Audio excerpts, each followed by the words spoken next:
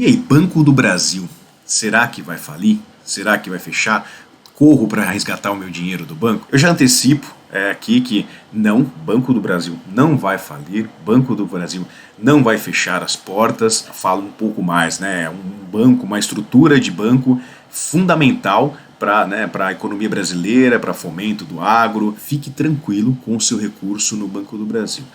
Porém, os resultados, sim, de fato, né, são resultados ruins que estão ali penalizando bastante dividendos, a distribuição desses dividendos e estão fazendo com que investidores, de certa forma, acabem ali saindo do banco, e isso reflete muito nos preços dos ativos. A gente vai levantar alguns dados aqui, né? Então a gente vê aqui, que o Banco do Brasil teve um lucro no segundo trimestre de 3,8 bilhões.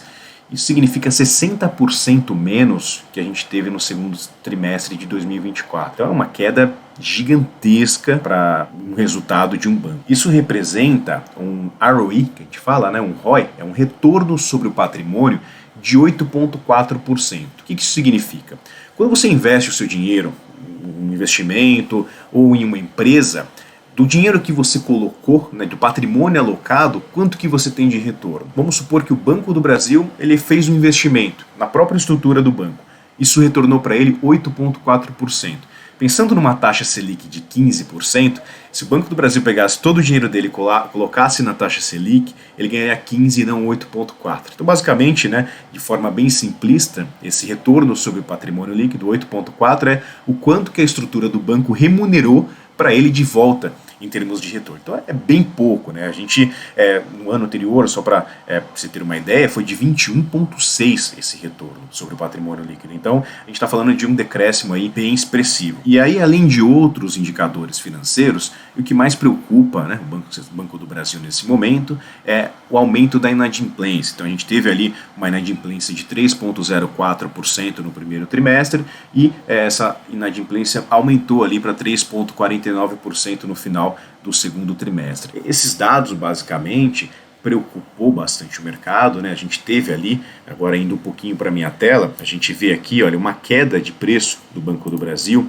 saindo aqui de maio de 2025, a gente estava em patamares aqui de R$ 29,44, chegou a bater aqui R$ 18,50, uma queda de 37% no preço do Banco do Brasil, e agora voltou ali para 21,16. Então a gente acumula desse pico de aumento do preço do Banco do Brasil, até o preço atual, 28% de queda. A gente enxerga essa queda como uma oportunidade para o investidor de longo prazo, dado aqueles pontos iniciais que eu comentei no início do vídeo. É um banco estrutural para a economia brasileira, a gente classifica ele como too big to fail, é um banco muito grande para quebrar. Podem ter certeza de que qualquer possibilidade que exista nesse sentido, nessa direção, o Banco Central, o Tesouro fará ali um aporte muito relevante para que o Banco do Brasil permaneça ali fomentando crédito e fomentando a economia brasileira como um todo. Vendo aqui a análise gráfica do banco, quando a gente olha o gráfico diário, a gente vê muita volatilidade nesse preço. Ele caiu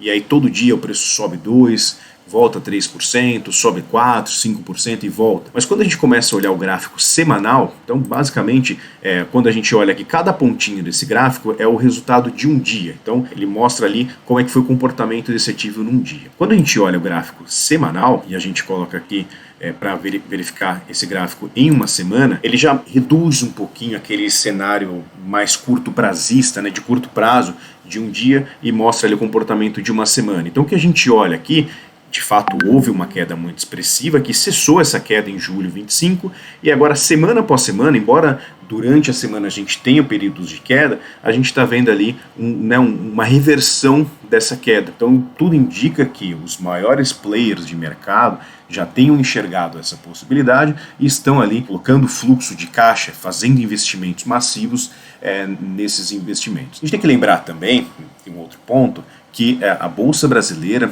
ainda continua muito barata, a gente está tendo um fluxo muito grande de investimento internacional na economia local. O dinheiro do gringo, ele é o dinheiro que movimenta mais de 50% da bolsa local brasileira, e o dinheiro do gringo, quando ele vem, ele compra empresas estruturais, empresas que pagam dividendo e tem uma perpetuação de longo prazo. E o Banco do Brasil é uma delas. Então, o fluxo ele vem para essas empresas. Por esse motivo que a gente olha aqui já a quarta semana que o Banco do Brasil vem crescendo constantemente e por esse motivo que a gente acha que é uma oportunidade. Então, olhando aqui na minha tela, o horizonte de maior tempo, a gente fala assim, olha, e 10 anos atrás, onde estava o Banco do Brasil? Então, esse aqui é um múltiplo que a gente utiliza. Múltiplo, basicamente, é você relacionar o preço de mercado do ativo com informações contábeis / financeiras da empresa. Essas informações vão dando ali para a gente um norte. Então esse aqui é o preço sobre o valor patrimonial, é quanto que o banco está sendo negociado em relação ao seu preço de mercado.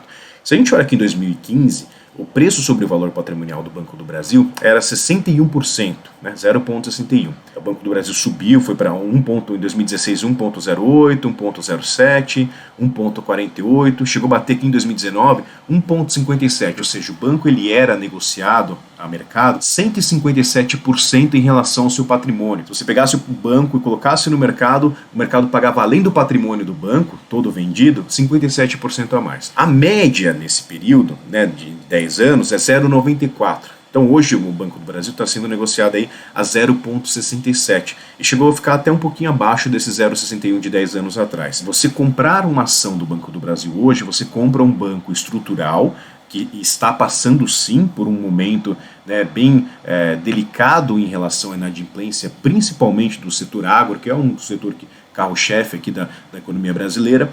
A 67% você compra, né, em relação ao valor patrimonial. Não sabemos em quanto tempo esse 67% do valor patrimonial irá amadurecer para 0,94, que é a média, ou em quanto tempo ele chegará aqui e se chegará a 110, 120 ou 150% do valor patrimonial no tempo. Porém, a gente sabe que, olhando os preços, olhando o comportamento desse ativo no histórico, a gente sabe que estamos comprando o ativo, uma ótima oportunidade. Então, por esse motivo que é um ativo que a gente tem olhado com muito carinho, né, na carteira dos nossos clientes, a gente toma muito cuidado com o risco, então sempre tome muito cuidado com a alocação desse portfólio. É importante que você sempre desenhe primeiro uma macroalocação na sua carteira, o quanto você vai alocar em renda fixa, o quanto será alocado em renda variável na fatia de ações, na fatia de fundo imobiliário ou cripto, que é um ativo alternativo. É importante que você faça primeiro um desenho macro e persiga esse desenho. Nunca aloque mais do que o risco, né? Por mais que Banco do Brasil seja uma oportunidade nesse momento,